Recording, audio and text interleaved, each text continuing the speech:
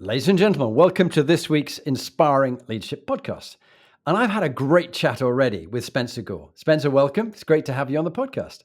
Thanks very much. Great to be on. Thanks for inviting me. Yeah, I mean, I'm lucky in that you're already a podcaster yourself. You've been on many podcasts.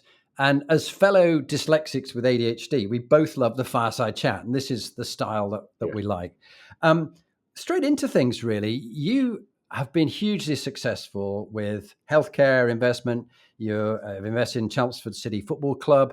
You've got a whole range of different things, lots of people working for you. You're creating these gold medal winners. One of the things you and I were talking about is hard work, because a lot of people think, oh, I just want to be an Insta famous, just overnight success. Have you been an overnight success? Yeah, definitely. No, of course not. I quite often use that analogy of the swan. It looks like it's all very graceful and whatever, but underneath we've been frantically paddling for about 20 years. It's just hard work. It is. There's no real secret. We were talking before about name dropping, and I do name drop, but I name drop people that I know are no different to me and you originally, and that they've worked relentlessly hard. And it proves to me that you don't have to be born with some superpower or whatever it might be. You just need that drive. You need a goal, and then you need a drive to achieve it. And you just have to keep working relentlessly, and that's what it takes, I think, to achieve it. Yeah, and I loved when we were chatting earlier your 3 letters, EMG, and we were talking about commitment. But just tell us what your values in that order, EMG. Just tell us about it. Yeah, so we started working on our values about 10 years ago, really. I think we realised that actually it's not just about recruiting people with the right skills. It's actually more important to recruit people with the right values, because we can train the skills. There's nothing we do that you can't train, whether it's in-house or we go off and get help to train them, but you'll never change someone's values. So we went through a long process, and it's evolved over time. We came up with these words that we thought described our values. And then we realised that actually, if I say hardworking, you might have a completely different interpretation to what hardworking is. So we needed to put some definitions in place and stuff like that. And we got it to 3 sentences that fitted in with our company name at the time, European Medical Group, so EMG. And it was that the E is entire buy-in. You've got to give me absolutely everything if you want to work here. Be entirely bought in to at the time, it was just the EMJ, the healthcare side of it, but entirely bought in to helping us elevate the quality of healthcare globally, become the go-to place for healthcare professionals. But in return, it's a two-way thing. In return, I'll be entirely bought into making you the best version of yourself, or the gold medal winner, as we talk it. So it's entire buy-in. Then the M is make sure you look after your own shit. Do your job and do it properly. It's as simple as that. You're paid to do a job. Make sure you do it, and do it to the best of your abilities. And then the G is go the extra mile. So you have to do them in that order, because we recruit nice people, because that's what our values are. They're generally nice people. We have a tendency of people to come in here and see someone struggling over there and go, oh, I'll go and help them over there. And then it gets to 5 o'clock and that person's now fixed their problem and they've gone home, and you're sat there going, oh, well, I haven't done my job now. Now, you either stay and work till midnight to get your job done, which isn't great, or you go home and your job doesn't get done. So you've got to be entirely bought in, look after your own shit, but do it first before you go the extra mile. And then when you've done your job, if someone's struggling, by all means, go and help them and go the extra mile to help them. I love those values. And I think making it a 3-letter mnemonic is very good anyway, because you often ask people, what are our values? And they go, oh, hang on. And they spend ages trying to think about it. The other thing, I don't know whether you've done this, but very few people have credit cards these days, but they're normally on their phone. But actually making it into a little credit card that people could slip in their wallet or their pocket, and you go, okay, what's the values? And they almost got to, it's like the Navy do this challenge where you hold up your coin and they've got to have their coin in their pocket. And if they don't have their regimental coin in their pocket, they get fined, and it goes to charity. Yeah. So you could have one where if they don't have the values card in their pocket, it goes to charity, £5 to charity. But I just want to pick up on each of them. Entire buy-in. That for me fits with, as we were discussing earlier, the book comes out on the 11th of November, which is the CEO's Compass, which, you as a CEO and many of those working with you, that the values are important. How to navigate your team through turbulent times. And anybody knows, if you try to run a football club, every day is a turbulent time. Yeah. And it's a bit like having an interest as Ted Heath who I didn't particularly like, but he had a great quote. He said, enjoying yachting, it's like taking a whole bunch of sort of £50 notes and shredding them and throwing them into the wind. I think you're taking bundles of notes and throwing it into the wind. So luckily your other businesses can fund your passion for Chelmsford, which is a clever way of having them all connected in a sort of universe. But this idea of you can't be a little bit pregnant. You're full in. You're either, thumbs up, I'm all in. If you're sideways or down, what will it take to make it a thumbs up? Because you need people to be all in.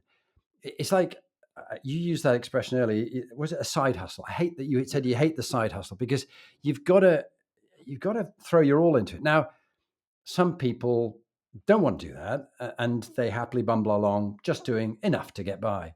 But I think it's part of the nature is what has made you a gold medal winner, and finding others where you're going to put your money on a gold medal winner because they're committed, because they're passionate about it, and they will fight to the last breath to make it happen. The counter side of that coin, if we use the coin analogy, is that you can, and you've been there, I'm sure, I know I have, be so obsessed about the goal that, like Harry Buddha Magar, who was lost his legs in Afghanistan, but he climbed Everest, and on the way coming down, he met someone coming up with their guide, and he said, "It's past 4:00. The weather's changing. 4:00 is the turnaround time wherever you are on Everest." He said, "No, I've paid thousands of pounds. I've been waiting 5 years to summit Everest. I'm going to the summit." They did, but they never came down. Yeah. They died on the summit. So the summit fever of trying to achieve the goal at the cost of everything. What's your experience when people have been so goal obsessed that they forget about family, health, and everything else? What's your experience? Do you know what? It's funny you should say that, because literally last night I left the office and I was taking my daughter and her friends to Wembley to see Coldplay. And I was meeting them there, and I was walking up to the tube station, and I walked past a pub that we used to drink in 6 years ago, maybe. It closed just before COVID. It closed, and I was like, that seems like it was about 20 years ago we used to go there, but it's only probably 5 or 6 years that closed. And we were talking before about when you're trying to achieve so much, you sort of do in a week what most people might do in 90 days. But it's really important to enjoy the journey and not just the destination. And I actually texted my business partner and just said, just walk past the City Boot. God, that seems ages ago. We've got to remember to enjoy the journey. And we talk about this quite a lot. We've got the gold medal winners that we talk about a lot, but me and Dan also talk about gold medal moments, and that's enjoying that journey. So I was really tired yesterday. I'd had a match on Monday night, so I'd been working from 7 in the morning till 11 at night. Tuesday I had an owner's day, so I was working from 7 in the morning.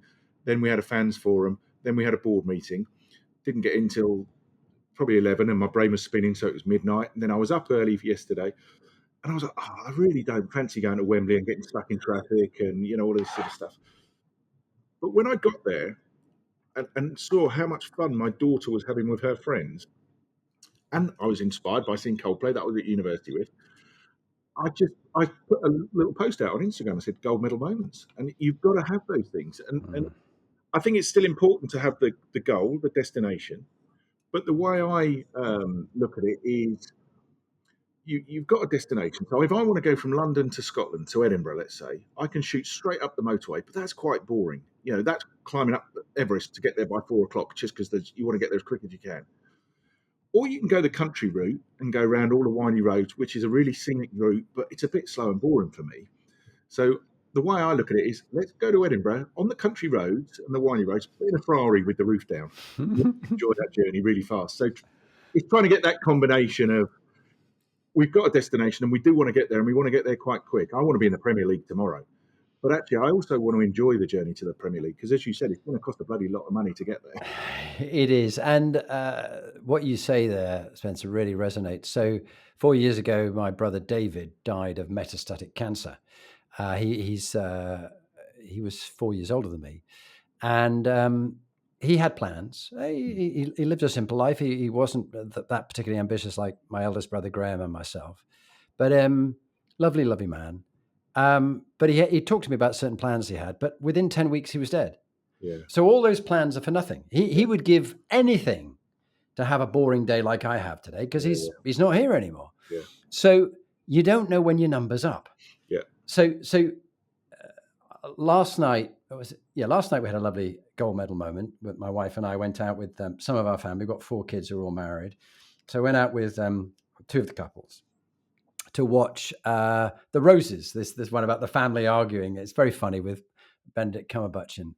And it's a lovely evening, really nice together. And the night before, knowing that I was on this podcast where I had to talk about the music I liked, I hadn't really thought about what kind of music do I like when I have good moments and when I want to celebrate. So we went back, Lee and I, looking through all past catalogs and on Spotify, and we created an album. And we started to sing and dance in our kitchen together late that night. And you went, the last time we did this was 5 years ago when your mum was dying. And she lived with us in her last 3 years. She was a wonderful Irish lady, Marguerite, a little skinny little bird, but she could play piano and she could sing and dance, and she had those glittery Irish eyes. And she'd had a hard life, but until the end, we gave her a good time. We didn't want to have her in a home. We had her with us, but we used to dance. I remember dancing with her around the kitchen, and we were just laughing, Lee and I, and those were happy gold medal moments. And I think you're so right. Yeah, it's very easy to get all consumed by trying to achieve something that you've worked to, and I genuinely do think you need to have goals, and it's like your values. Everyone's got their own values. There's no wrong values. Your values are right for you. My values are right for me. But for me personally, I think you need to have a goal and you need to work towards it. But you do need to enjoy it on the way. And I have this. My kids bought me this on my wrist here, and it says, "One life, live it. One life, love it." And that's how I try and lead my life. We talked about the values before, about the entire buy-in. Make sure you look after your own shit and go the extra mile. There's sort of a 4th unofficial one that we always talk about, and it's having fun. Yeah. And it's once you've gone through so we do a values interview. That's the last process of our recruitment, last part of our recruitment process. And we do the values interview. And when we've decided whether we think we're going to offer them a job or not, we sit there and say, if I was sat next to them at the Christmas party, is my first reaction, oh, they said, brilliant, I'm going to be sat next to them. They're great fun. We're going to have a good night. I'm going to talk to them about this, blah, blah. Or is it, oh, God, I'm going to be sat next to them. I don't want to do that. Because we spend so much time in work that you need to be working with people that you get on with. Doesn't mean they all have to be the same, but you've got to get on with them and have a common goal and enjoy life, because it is really short. You don't know when you're going to get hit by a bus or taken away. You are so right. And one of my friends who did the Ride to Inspire with us for the charity, the Inspiring Leadership Foundation, Adam, was a tornado pilot, and we've been mates for years. And he did remind me. He said to my wife when I wasn't there, which was a bit of a bum trick, but he did know that it was going to come back to me. He said, Jonathan's working really hard. He's getting a bit intense. He needs to get back that fun. When he started talking about his younger years and the wild things he did, his eyes lit up, and he engaged all the other cyclists. And I thought, it's a good reminder that I think in my life, if there was a criticism, it was, don't be too intense, because doing this, doing that, succeeding in this, succeeding in that, whatever it might be. And it was a good reminder. And Lee reminded me the other night, this is about having fun. It's about lightening up, not taking yourself too seriously. For a long time dead. So I really love that. And I think as well as the sort of the EMG and the fun bit, let's go back to the M, because making sure you look after your own shit. I love that. And I'd almost encapsulate that as trust, that people have to trust you, that you will do what you say you're going to do, that your word is your bond, that you are accountable, that you as the boss can delegate to the point of discomfort. That's one of my guys who do. Delegate to the point of discomfort, because I heard you say on one of your other podcasts, and it was great listening to you, that until you know who you can hand on to, you end up with a lot of the stuff yourself. Yeah. And this is where, to give yourself the time for the fun and the Coldplay concerts with your daughters and things like that, it's never work-life balance, but there's this juggling that you go on. And it's always a bit of a juggling act, and you got to watch the falling ball. Someone said it's not the other balls you watch the falling ball, and how you catch that, and then the others are up. And none of the leaders that I've had on the 400 guests I've had ever have this balance. It's a mythical thing. It's like looking for a unicorn. Yeah. I don't know anybody who has balance unless they're always on the sofa eating crisps and watching TV movies and they're unemployed. Yeah. But that's not balance itself either. So I think that being someone who looks after their own shit, and therefore you're worthy of trust, you're trustworthy, and you can trust others. What do you think about accountability and trust? Yeah, 100%. I mean, you'll know, I'm sure, the book by Patrick Lencioni, The Five Dysfunctions of a Team, and everything is built on trust. And I think that's key. And I think the fact we recruit people on the values means that element of trust is already there because we are very aligned. But the way I always look at it is there's two things. There's firstly, if you trust me and you know that I'm a decent guy deep down, and I'm normally a decent guy when I talk to you, but I come in one day and I snap at you, your first reaction isn't, God, he's been a bit of an arse today. It's, oh, I wonder what's wrong with him. How can I help him? Because something's obviously gone wrong because he's not normally like that. And that's trust for me. That's the difference between trust and just working with someone. And then the other thing, the way I look at it is, it's a little bit like a bank account. So if you come and ask me for a job and you want paying this much to do this job, and I say, yes, I'll pay you this much to do this job, we've got an agreement, but there's no real trust there. It's just an agreement at this stage. But then if you start going over and above and building up your savings account, if one day you hung over and you don't come in on time, you take a little withdrawal out your savings account, but you've still got loads of money in there. But if we've gone from day one where it's just transactional, and you turn up at 9 and you go home at 5 and you do your job, that's fine because that's what we've agreed we do. But if you then start turning up late because you're hungover, you're going into an unauthorized overdraft. And then you're going to start getting letters from the bank saying you can't be in there or you're going to get charged. And that's when we say, see you later. Yeah. So that's how I look at it, in that it's a give and take thing. I really like that. And as I say, in just finishing off the book the other day, one of the quotes I put in there is a favorite of mine, which is about don't overdraw on the emotional bank account. Always make sure you top up on it. And I'm holding up now for those listening a glass with, there's a certain amount in my relationship, for example, with you, Spencer, as we get to know each other. But I need to make sure I top this up through trust, being held accountable for what I say I'm going to do, even just giving without expectation of anything in return. But maybe one day in the future, I might be able to withdraw from that emotional bank account because I've put into it. And a lot of people don't realize the difference between relational and transactional working. And you were talking about it exactly in the right way, that don't make it transactional. It's not just transaction. You've got to build the emotional banking account, the trust account with people. And then one day, when you need some help and you're really up against the wall and things are going badly wrong, you can say 10 words, 3 phrases, which I love for leaders like you and others. I need some help. I was wrong. I don't know. I need some help. I was wrong. I don't know. 10 words, 3 phrases that the really good, inspiring leaders that have as part of their value set. Yeah. I worked with a coach, mentor, whatever you want to call him, years ago. A lovely guy called Steve Clark.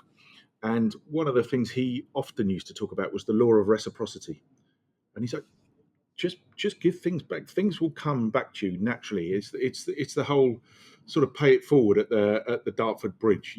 Pay for it's all online now, but you used to put your pound in. It's like, pay for the person behind you. You never know when something good's going to happen. And I look at everything like that generally, in that if I'm in a restaurant, I will always be as nice to the waiter or the waitress or someone else as I would be to the person I'm having dinner with, because they're just human beings, and you never know, one day, or they might overhear the conversation. So at Wembley last night, I'm in the box and I'm talking to someone, and the host there is a young lad in his second year at university up in Manchester, and he's working over the summer.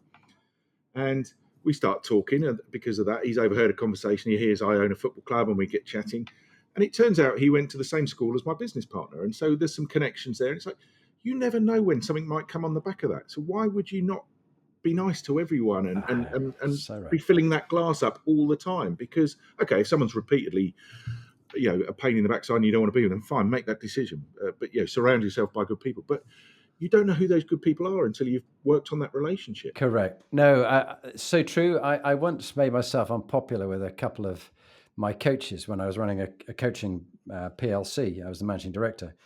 And I noticed I wasn't quite there. They didn't know I was nearby, that when they came in, they were absolutely foul to the receptionist, Yeah. who was trying to do her best. They were very superior and, just dismissed her as if she was a piece of dirt.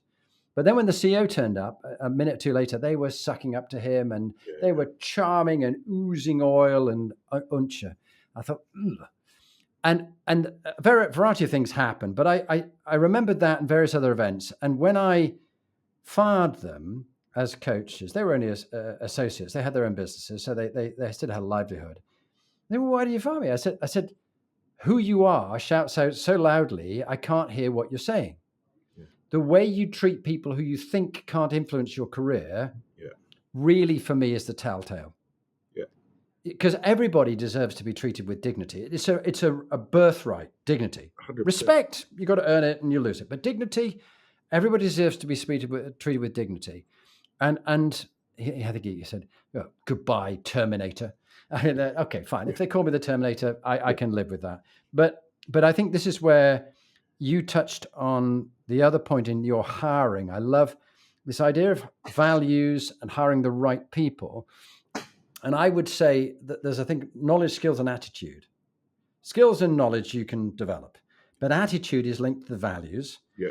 Half for values and attitude, far for values and attitude. Yeah. And you and I think, didn't you have a 2x2 matrix?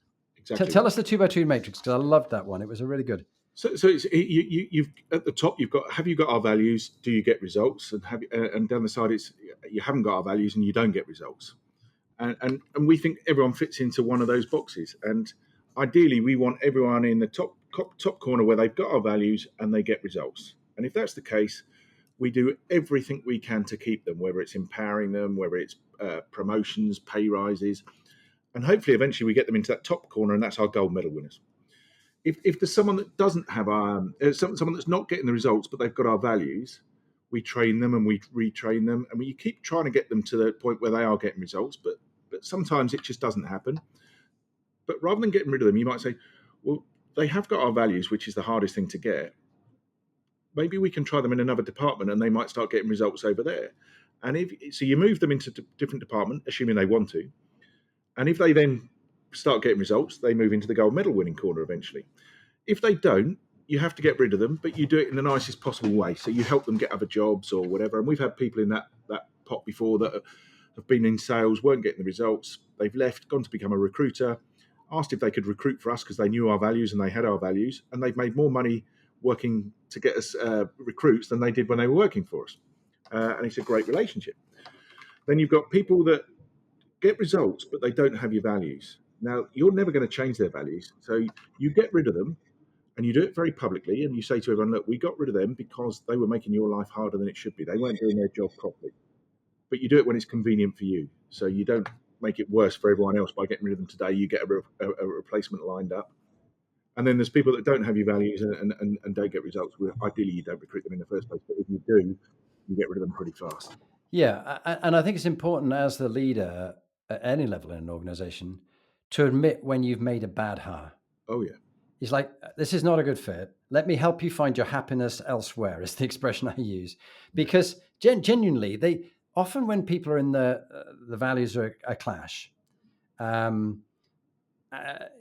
they actually know, but they're waiting for you to pull the lever. Yeah. People like to be in their comfort zone. Correct. And they're not happy. You're not happy. Your customers aren't happy. And I like your G in the EMG, the going the extra mile. And one of my early audio books I listened to was The Richer Way by Julian Richer. Have you ever come across that? Yeah, the guy that set up the music store. Correct. Yeah. Listen to his audiobook if you haven't. A long time ago, but yeah. Yeah. I mean, it's worth re-listening, actually, because what I always remember, and I went to the store, which is next to one of the bridges in London, and it has the smallest amount of floor space, but it sells the most amount of units of any unit in the country. Right. Just this little tiny shop. And I went there deliberately to buy my stereo system. This is maybe 10 years ago. Yeah. And the experience I got was exactly as he said in his book. Yeah. And the guy went, well, if Mr. Rich was here, he'd say, have a new one. There's a fault with that one. We'll replace it. Here's a new one. Take it with. No, let me check it. Who are you? And I'm not sure. I'll check with my manager. No, he made a decision on the spot. He went the extra mile. Yeah. And another experience was with Remitly Global, who are a remittance company based in Seattle, who I've worked with them for many years. It's a lovely company. And they always expect someone, if they're about to knock off at 5:00, and the client they're talking to on the phone is desperate to get their money to their dying mother in India, they can't go, look, sorry, mate, it's 5:00. I've got to go now. They go, let me help you. And they stay an extra half hour to resolve it, get it sorted out for the customer. And that way, that customer, it's transformed their life. Yeah. Not doing it would make their life hell, but by going the extra mile, does that resonate for you? Yeah, I mean, again, at Wembley last night, so I got there a bit later than I'd planned, and I'm a bit of a stickler for timekeeping and things like that. So I was already a bit wound up with myself, and then I wanted to get some food I hadn't eaten, so I thought I'll get a burger on before I go up and meet the others. And so I queue up in there for this burger counter, and you have to queue up, pay for it, and then get in another queue and pick it up, and then you go. So I'm like, it's a weird system, but okay, that's their system. So I queue up, pay for my burger, go and get in the next queue, get to the front of the queue after 10 minutes. Sorry, we've run out. But if you go down to the end, they've got some more down there. So I go down to the end, get to the back of the queue again. 5 minutes later, I get to the front. Literally, the person in front of me takes the last burger. No. And I'm like, oh, Jesus. Normally, I wouldn't mind. I'd just wait for them to bring some more out. And they were cooking more. And I said, look, I'll tell you what, they had some chicken skewers there. I said, I'll have one of those instead. No, can't do that. Sorry, sir. You've paid for a burger. I said, they're the same amount of money. Can I not just take one? No, sorry, you can't. I said, why not? He said, well, hang on, I'll have to ask. So he goes and asks someone else. She comes over. What's the problem, sir? I said, well, I've queued here. I'm in a bit of a rush. Can I just swap and have that instead? No, I don't think so. I was like, they're both young, so I'm not criticising them at all. This is the problem with processes. Yeah. If you've got processes in place, they're great if it works. But so eventually I sort of said, look, what's the problem? She said, I'll have to go and ask my manager. Manager comes, he goes over, asks the manager, yeah, no problem at all. And so she picks it up and gives it to me. But I'm probably 15 minutes into waiting now. And ironically, as they literally handed it to me, a load of burgers came out. And I was like, oh, actually. But it's the point is, you've got to have processes because that's, although they can be sort of appear quite boring and whatever, they actually free you up to get on with your job. Because if you know what you can do and what you can't do, you don't have to wait for someone else to okay it. But if you don't have a process for breaking process, it like that. So Pret are really good for that. You walk into Pret, and if something's wrong, they just give you a free one straight away. No questions asked. They've got a budget of whatever it is, £50 a day that they can do that with or whatever. But they don't question it. If you say, a bit like your stereo, if I say that coffee I just had was cold, they just give you another one. But some places you go in and say, look, I've paid £15, which for a burger is extortionate, but I've paid £15. Can I swap to a burger rather than this? Why would that be an issue? Yeah. But you've not allowed them to do that. You've not trusted them to do that. So, it's that's back to the delegate to the point of discomfort. And the other term I like is even better, I think, which is elevate and empower. That you want them to know your overall intent for your business, to be a gold medal winner, to be best at this. And like, what would you do if you were the boss? What would you do if you were here? Oh, I'd do this. Well, great, go and do that. Yeah. The other thing that has always stuck in my mind, and it was a technique I was taught, which I tried with my daughter. Because how old are your kids now? About 13, 16, and 18. Yeah, okay, they're coming up to that interesting stage of life. Are they grunting or are they talking to you? Back to talking, most of them now. Yeah, the youngest is still grunting occasionally, but they've gone that circle and they're back to talking again. Yeah, well, I've now got 4 grandchildren on the way. Well, they're here now, and more on the way, and so that's going to go through an interesting phase. But I think how you encourage people to think for themselves was a classic example someone taught me, and I used with Harriet and Bryony, my 2 daughters, and I've got a stepdaughter and stepson. And when one or other of them was about 6, she said to me, Daddy, I can't do that. There's a little bit of homework or something or whatever it was. And I went, okay, that's fine. And if you could do it, how might you do it? She went, without thinking, she went, oh, I'd do it this way. What happened there? Like, it's because it's almost like that little mouse where you go, someone's moved my cheese. There's no cheese Yeah, here. yeah, And you yeah. go, well, is there another room? Oh, yeah, here's another room. And off they go and they find the solution. And I think all too often leaders think they've got to rip off the shirt and it says Superman or Superwoman underneath it. And they go, do this. And they go, oh, thank you. And then come back and, what should I do now? Do this. All right. And they come back and forth and they upward delegate to you. And you feel good because you've got, so I'm so busy. I'm so busy. Who's the idiot around here? I mean, why are you so busy? Why don't you let them think for themselves and you coach them to do that? What's been your balance with the different businesses in your gold medal winners where you have empowered and elevated some, but probably not empowered and elevated others, and reflecting on that? I don't know. I was just scribbling some notes there because there's so many things going through my head. We're going through a lot of these challenges at the moment, going from one business just over 12 months ago to 4 businesses now, and we're struggling a bit with senior leadership, as in we haven't got enough. We went from having enough running one company very successfully to now trying to run 3 companies successfully, and they're all growing. So it's a nice challenge to have, but we've still got the same amount of senior leaders. And it's I was writing down there, monkey on the back. Another good book that I think it's a 1 Minute Manager, isn't it? But Yeah. you end up with a monkey on your back if you try and do everything. But it's getting that balance between not having the monkey on your back, but also not abdicating. That you delegate, not abdicate. And there's a reason that you're in a senior leadership position and they're not, because you've got the skills, sometimes the experience, whatever it may be, to have got you to that position, and they haven't necessarily got that yet. So it's being mindful that you're not putting them in a position where they can't. The Peters principle: put them in a position where they can't do the job. And I find that quite a tricky one sometimes, because you do want to empower, and you don't mind people making mistakes if they've made it for the right reasons, and as long as they don't make the same mistakes multiple times, so they're learning from it. So as Sir Clive Woodward would say, they're sponges, not rocks. But also you've got to give them that guidance and steer them in the right directions. And it's that, I was talking to someone about this the other day. It's a can-do attitude, not a can't-do attitude. Yes. And it's we had an incident the other day where someone just said, well, we can't do that. It's physically impossible, even though we'd done it a year ago. So it's like, well, it's not physically impossible, is it? Because we've already done it. You might not be able to do it now because circumstances have changed, but actually it was a timing issue. They didn't have enough time in the day, basically, and they said it can't be done. It's like, actually what you should be saying is yes if.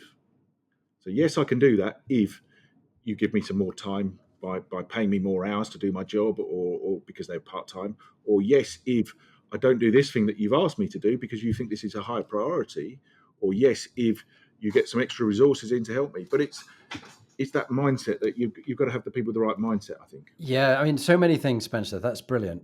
Spin off from that. Can't do attitude. And this is where I can't do that. Yeah. Where I found, okay, that's fine. And if you could do it, how would you do it? So that just really unlocks it. The psychologists call it a really wordy way of putting it, but it's basically they're untrue, limiting assumptions. They are living as if they are true. Yeah. Untrue, limiting assumption. Yeah. They believe it to be true, and it's not. It's almost like you're cycling along a road, and there's suddenly a big boulder in front of you, and you go, "Well, I can't get through." Well, actually, if you walk up to it on this one and just take a pin and prick it, it's an inflatable rock, and the whole thing goes down. You cycle over it, but you don't know that until you actually examine it. And the other one is back to my days as an army officer, and I've had a number of fascinating special forces guys from SBS, SAS, Navy SEALs, Green Berets. They all, like my training, we were taught after action reviews. I don't know whether you come across the expression, but when something has gone well or something gone badly, both, it's not just for the bad ones. After action review. And you like the 3-letter mnemonics. I find GDD very good. What was good? What was difficult? And what should we do differently? Yeah. And everybody goes around the circle and each goes, they talk about G first. What was good? Because there's always things to re-emphasize. What was difficult? We could talk about that. And what should we do differently? And then again, another expression, Navy SEAL expression, was when someone gets injured or the vehicle gets wrecked on the way to the mission, you go, okay, now what? Yeah. What have we learned? What are we going to do? And somebody else uses the expression teachable moments. Yeah. So when somebody messes up for you, you don't just hang them up from the nearest lamppost, unless they keep doing it. But you go, what have you learned? What are you going to do differently? Have you tried that approach? Yeah, not those specific sort of terminology, but we do it every quarter with. We do it at most meetings, but every quarter we take the whole company out the office. We have an afternoon in a different location, so you're not stuck in the weeds. You get away from that and you look at it. And our agenda always starts with what the challenge is this quarter, and what were the successes this quarter. And then we look at, so we'll go through what the targets were at the start and say, well, this was what we said last quarter. These were our 90-day plans. What were the challenges, the reasons we didn't achieve it, or that even if we did achieve it, caused us problems on the way. And then we'll do our successes. And what we do with that part is we sit all the different departments in different tables, so they don't sit in their teams. So if someone says, well, actually, I had a real problem because of this, and then someone goes, oh, well, if I'd known that, I could have just changed that, and then it wouldn't have been a problem. Because quite often you sit in your own teams and you get along, but you don't have those water cooler moments where you go and talk to different teams. But so we force that to happen every quarter, where you will sit with different teams, because you will find out other people's problems and you might be able to help them. And then we do the successes, and then we do the 90-day plan for the next quarter. So we do that every quarter. And it's one of the things that when we talk about challenges, going back to we can't do it, we'll dig into these challenges and say, actually, how do we find a solution so it doesn't happen again? Or what was the solution that you came up with, did it? And sometimes it is, we don't use well, how would you do that? But if you could, it's what if your life depended on it? Yeah. Because if we've got a little problem in work that doesn't seem like a life-threatening problem, you think about it in a certain way. And we had this with one of the girls in the team years ago, and we was I don't know, we had about 150,000 doctors in our database. And we said, what target should we have for next year? And she said, well, 10% increase, that'd be good. Yeah, we did that. We did this. We're like, no, that's not ambitious enough. What if we wanted to get to 1 million doctors this year? Can't happen. No way we could do it. We went through this. We kept going through it. And she was like, no, it just can't be done. There's no way we could do that. And so the business coach we were working with just said, what if your life depends on it? And she went, well, I'd go and stand outside universities and hand out flyers, and then I'd do this, then I'd do that. And I said, okay, why don't we try those things? Because it might not get us to 1 million, but it might get us over 10% to 50%, 100%. So you start thinking of things. It's trying to think differently, and that's why we do that quarterly outside the office. You're in a different environment because you often think differently then. Exactly, and that is my sweet spot. And if one day we do something together, I'd love to do an offsite with you. It's a thing I love doing. And with one of them, it's this idea of the T-GROW model, which is a basic coaching model for leaders to use the coach approach to leadership rather than command and control, which is, what's the topic? So it might be, increasing the number of doctors or whatever it is on our subscription list. Okay, what's the goal? By the end of, we've got 10 minutes now. Not only got 10 minutes, we've got a whole 10 minutes before I'm going into another meeting. We've got a whole 10 minutes, lots of time. We're not going to sit down. We're just going to stand and chat. What would you like to achieve by the end of 10 minutes? Well, I'd like to have resources for this and this. Okay. What's the reality, the R? Give me the facts. And they begin to explain. I said, keep it narrow. Just give me the main facts. What are the options? Well, there's only one option, which is this. That's not an option. That's a decision. If there were 3 options, what would they be? Yeah. Oh, well, there'd be this and this and this. Okay. And back to your line, what if your life depended on it? One of the expressions I use, and of those 3 options, which one would you bet your job on? Yeah. Bet your job on this one. Yeah. Oh, option 3. Okay. Can I suggest another one? Yeah. Go ahead. Well, how about an option 4? Oh, yeah, I quite like that. Could you develop an option 5? Yeah, there's that one you've mentioned with a bit of a tweak, and it's this. Okay, which option is it now that you'd bet your job on? Option 5. Okay, great. What are you willing to do? But me? But I brought it to you, Spencer. Yeah, I know, but I actually, expectation theory, I believe you're quite capable of doing this. And if you knew I believed you could do this, what would you do? Oh, I do this and this and this. Great. Come and brief me in 2 weeks' time, 9:00 for 10 minutes on what progress you've made. And off they go. The monkey is theirs. Before you leave, I've got a monkey with your name on it. Take this one with you. Yeah. What does that resonate for you? Yeah, definitely. And I think going back to what I was saying earlier, is we've gone from 1 business to 4 businesses, and we haven't got as many senior leaders. And what happens is you get pushed for time because you're now trying to do 4 times as much work. And then it becomes easier to just say, actually, we're going to do this. and you don't have those conversations, and then it sort of becomes a downward spiral, and you never make that progress. And again, one of the things that the very first time I met my business coach, who I've worked with for probably 12, 15 years now, we were at a networking event, and he said, "Hi, I'm Andy. I'm Spencer. I'm a business coach." I said, what's a business coach? And he said, "Well, you ever go to the gym and you get a personal trainer, they're going to work you harder than if you go to the gym on your own. That's basically what I do." He said, that's the 30-second version. And we ended up having the 3-hour version, or 2-hour version. We were chatting away. As we were sort of finishing up, he said, "Well, yeah, what's your biggest challenge at the moment?" I said, "Delegating and getting the team to do the work to the level I want." As you know, I said, "I just end up doing it myself because it's quicker." And he said, "Have you got kids?" I said, "Yeah."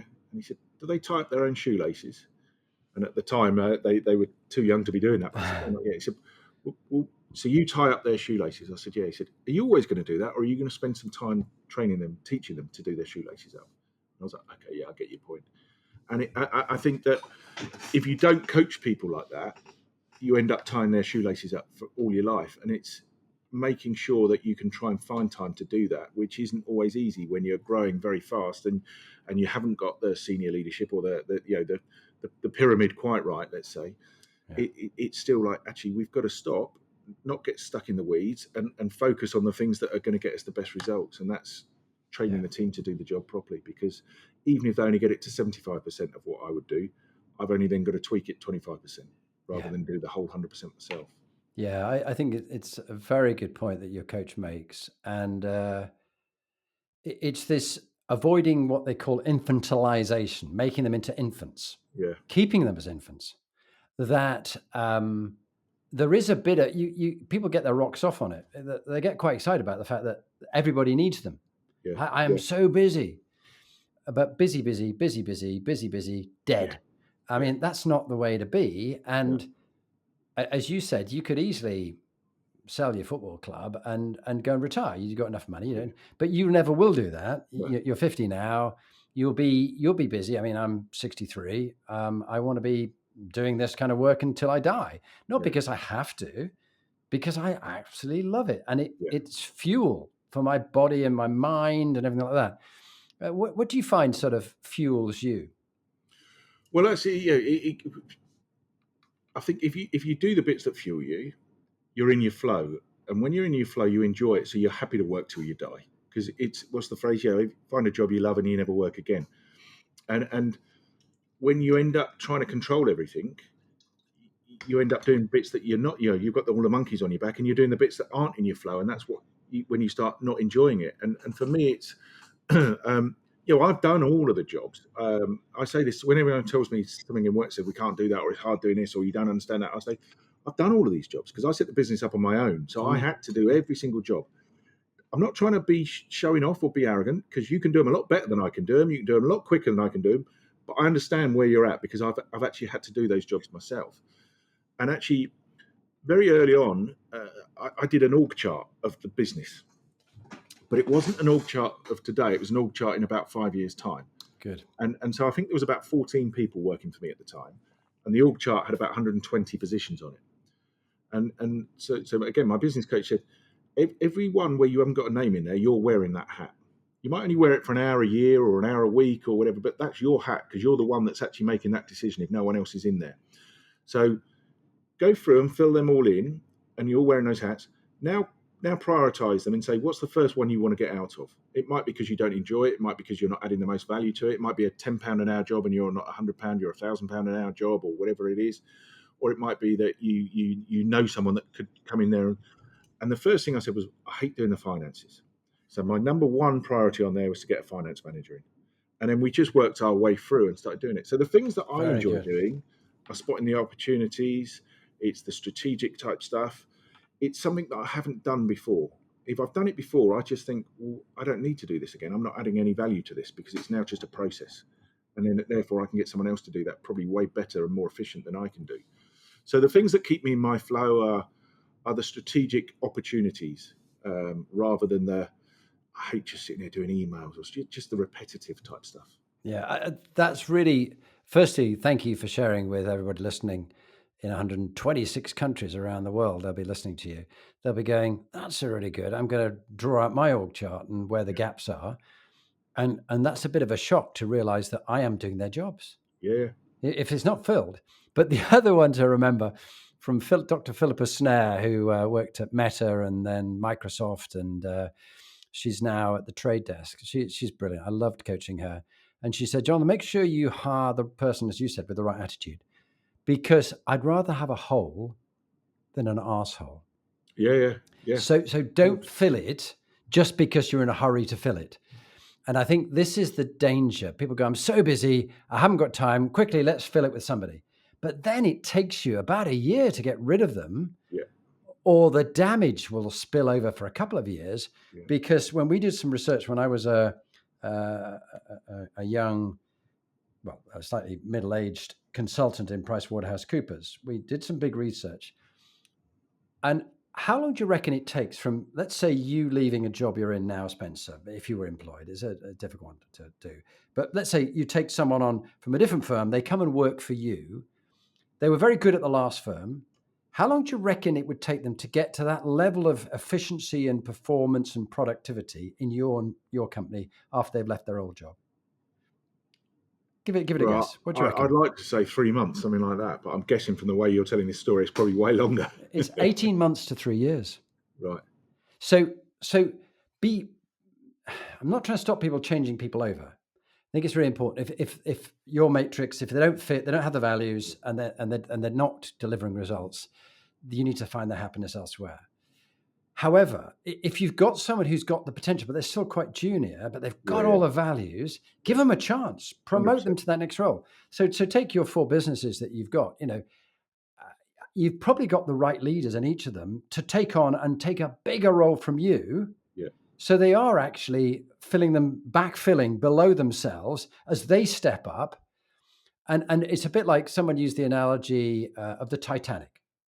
That the danger is you go down below decks and you're tapping all the gauges and you're shoveling coal into the furnaces and you're making sure the beds are made up, which is great. It's nice that you can relate to everybody and go around the ship. But meanwhile, up on the bridge, what the hell's happening? Yeah. But if you get back up onto the bridge from the boiler room and you look out with the old binos and you scan around, you go, oh, iceberg 5 miles out, 1 degree to port. Aye, Captain, 1 degree to port. Anything else going on, guys? No, sir, all good. Thank you. Carry on then, guys. And that's a game changer. But if you're down below decks shoveling coal, you go, what's that scraping noise? Yeah. What has something happened? I don't know. Yeah. Does that resonate for you? Yeah, I think so. I think you talk about having the right people on board. It's an analogy I often use is the Olympic. We did some work with Ben Hunt Davis, and you look at the 8 people in the rowing boat to win the Olympic gold. You've all got to be rowing in the right direction, and then you're going to make the boat go faster, as he says. And it's you only need one person to row backwards, and you really slow down. But actually, even if they're not rowing, they're just sitting there, they're slowing the boat down. You're actually better having 7 people in the boat, all rowing in the right direction, than one of you just sitting there doing nothing. So yeah, get rid of those people straight away. But I agree, it's giving up and coming people an opportunity. It's Good to Great by Jim Collins. Yeah, it's very much about that. It's if you get the right people in at the bottom and then give them the opportunity to go work their way up, it's a lot easier to go out and find a grad or whatever it might be at 21 that's hungry and wants to learn than it is to find someone with your values and your skills to run a business. So, I talk about the senior levels. At the football club, I've got a guy that worked for me here for 6 years as the operations director there. So he's effectively running that at the moment, and he's working his way up. We set up EMJ, the American Medical Journal over in America. We moved 3 of our guys from here, or 3 of the team from here, over to there, and they're running it over there. The slight challenge with that is sometimes you're growing so fast that they just don't have the skills to be right up there. So you've got to make a conscious decision then. Say, look, do we disrupt things a little bit by getting someone new in that we don't know if they've got the values, because it takes a while even with the interview process to get them, or do we just slow down that, or not slow down that growth, but don't grow as quick as potentially we could do because they haven't got the skills to do it. And yeah, Very interesting. You remind me of another entrepreneur who had multiple businesses, Brian J. Esposito. I've had him on the podcast actually 3 times, and Brian been rated top 10 CEOs in America. And lovely man, and become a good friend. You remind me of him. Very similar. Lots of fingers and lots of pies, helping lots of people. But he gets to go and spend time in that new business, say the AMJ, and he actually, he doesn't run it. He just is there observing, coach, mentoring people to come on, and to know that he has got the quality team with the right attitudes who can get there. But sometimes people have something set up in New York or Florida or whatever, and they just hope and pray that all is going well. Visit it once for a day and come back in. But no, he finds that you need to spend perhaps a month with them so that they've got your values. They know it's got the right people in there who you can then trust to work remotely. I don't know. What's your thoughts? Yeah, so we were very conscious of that when we set the business up. So I'm a member. I was a member of something called the Supper Club, which changed to Helm. Which you're talking about Jamie earlier, right? In his book, he was a member there. That's how I got to know Jamie.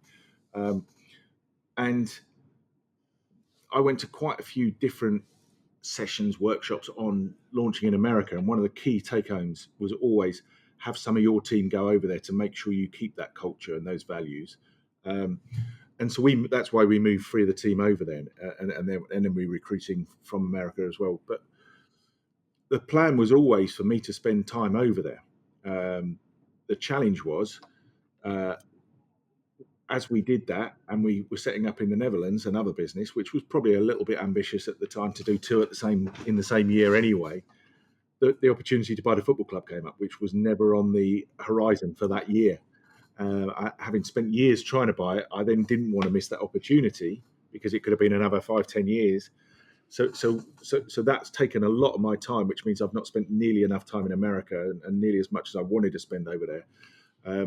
But sometimes you just have to, as we said before, put yourself out your comfort zone and find ways to do it. I'd much rather be doing that than sitting here just having EMJ going, this is nice, isn't it? We're doing really well, but I'm not really testing myself and pushing myself. It's not part of your trait, Spencer, and particularly as the bit like Jamie and myself, the ADHD and the dyslexia, you would never do that. You drive you nuts, or you drive everybody else nuts. I think that's probably what happens. Is you drive everybody else nuts. But let's before we go into the final top tip, let's just I'm always interested. My wife's interested in this area as well, turning around toxic teams. What's your bit of wisdom for what you've done to turn around a toxic team that you inherited, or just someone made it go toxic? I think it goes back to the values. You've got to have people aligned in the first place. But so for EMJ, that's been, I wouldn't say easy, but it's been straightforward because we've been in charge of everyone we recruited from day one. You take a business like the football club where we took it over and there's already a team in place. It's a little bit of potluck when you go in there, whether people are going to be aligned with your values or not, because you've not interviewed them. So it might be that some have, it might be that some haven't, it might be that all of them have, or it might be that all of them haven't. You don't know that when you take it over. And even if you do know that, you want the asset, the club, so you've got to just inherit the people that are there. So we went in. I tend to, when I get senior leaders join the business, I tend to say to them, look, you've got 90 days. The first 30 days, I want you to almost appear rude. And by that, what I mean is just go and sit in meetings, don't say anything. Just observe, see what's going on, and fully understand what we're doing and why we're doing it.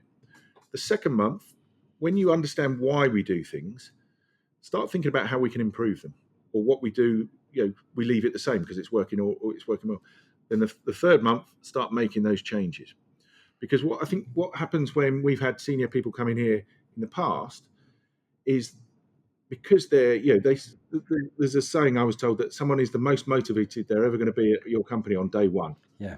Because they've just joined and they're really excited. And then at some point that will get knocked out of them unless you're really, really good at keeping the culture. So because they're so excited and motivated on day one, they come in and they want to prove to you how what a great decision you've made. And they say, look, we need to do this, this, this, and this. Look how important and valuable I am to you. And then about 2 months later, they go, yeah, I didn't really realise why you did that. So actually, I think that was a better way. So let's undo it again. So it's very much just understand what we do the first month. There's no pressure on you. I know you're good enough at your job. That's why we've hired you. So don't think you have to make any changes. Just understand. And so when we bought the football club, it was very much like that. It was just, I'm going to go in there. If there was a fire, okay, we're going to put the fire out.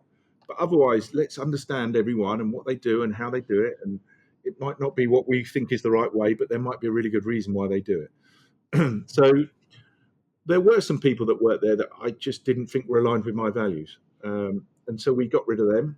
There were some people there that appeared not to have our values, but I think it was, well, I know it was because they weren't aligned with some of the people that were there. So when we got rid of those people, the ones that we weren't sure about actually suddenly really changed and they became really good people. And it was just that they'd been effectively mismanaged. So it would have been very easy just to go in and say, well, actually, they're a miserable son, so let's get rid of them. But actually, you give them the right coach in the right environment.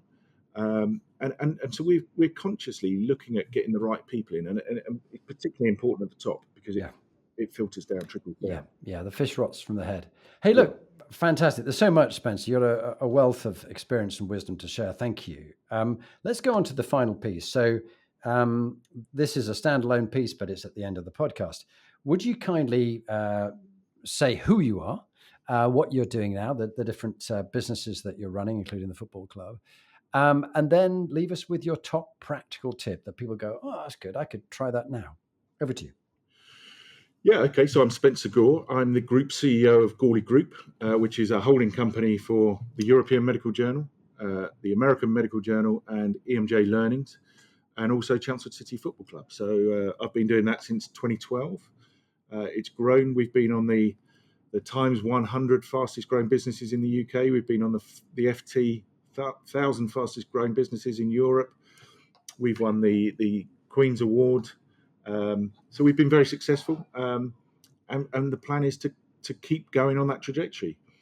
And the one tip I would give is, I was asked a question which we still use in all of our interviews. If you won the lottery tonight and it was topped up every night, what gets you out of bed in the morning? So work out, you've traveled the world, you've done all your bucket lists, given money to your family, given money to charity. What gets you out of bed where you're not worried about money? Something that you really enjoy doing. So work out what you really, really enjoy doing. Set a BHAG, a big, hairy, audacious goal to achieve that. And then reverse engineer how you're going to get there and then work relentlessly at doing that. So set the goal, work out the plan, how you're going to achieve it, work relentlessly hard. It's as simple as that in my mind. Great advice. Well, look, Spencer Gore, thank you very much indeed for being on the Inspiring Leadership podcast. You meet people for a season, a reason, or a lifetime. I think I've met you for all three, and I look forward to further chats. Thank you. Thanks for having me on. Really enjoyed it.